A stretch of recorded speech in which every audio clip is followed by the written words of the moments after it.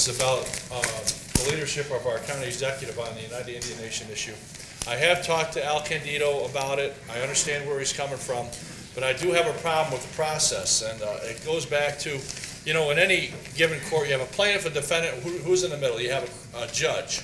You have a car accident, and you have people trying to assign fault, and you have, you know, one side and the other side, and in the middle is an arbiter, or someone's going to figure out the truth. And the process going on right now, it started in Albany yesterday without any real written agreement, I understand, is you have the United Nation, which is very 100% for their point of view. You have Mr. Picente apparently negotiating, but the representations, for example, he made at the State of the County address, I wonder, you know, if he really has the other side's views at hand or at stake. And for example, he said for years we've listened to lawyers tell us we'll win the next lawsuit. He says that was many lawsuits ago. And the last I checked, we've won a number of lawsuits. So it's how he's coloring it. I really, you know, the old game when you're a kid, the monkey in the middle. You know, you have one side, you're playing with a ball or a thing, you know, and you got somebody in the middle. Well, here we're talking about information flow. And you can't have the person in the middle and have the United Nation that's advocating 100% for their side and not have the vested interest of the other side at the table. It doesn't make any sense. So to me, it's window dressing. It's out there. It's lip service. Talk is cheap, but our tax dollars are at play. We're paying for the trip down to Albany and back for, you know, 4 people. I question about, you know, we want to make an informed decision here. Now, ultimately, I understand. Al said, you know, when we come down with something on paper, we're going to have a chance in this body to debate the thing. But the United Nation is given an upfront advantage by advancing the thing now, and they'll have that say later as well. We don't have that say. We only have one shot at it. We should have both shots at it. And I think that the people in the western part of the county are being disenfranchised.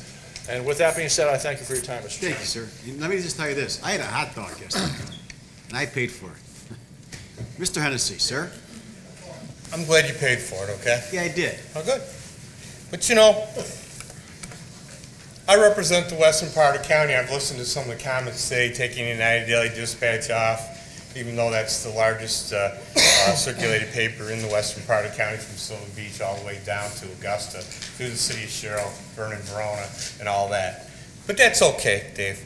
But you know, when the residents of the western part of Oneida County heard about this speech coming out of the Chamber of Commerce in Utica, New York, 15 miles away from the epicenter, with nothing on a pad of paper, just trying to create more hysteria and fear out there.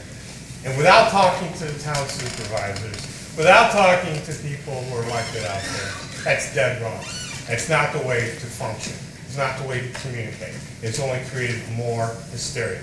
And we're going to now break away from Madison County, and we can even go alone according to the county executive if the state doesn't agree with it. And while he's negotiating, these people are negotiating, the Indians went around their back, got 18 more acres put in land into trust, with another 500 they're trying to get.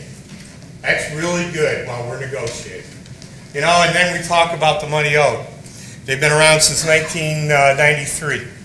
Haven't paid $1. We're the only casino in the state of New York that doesn't get any revenue.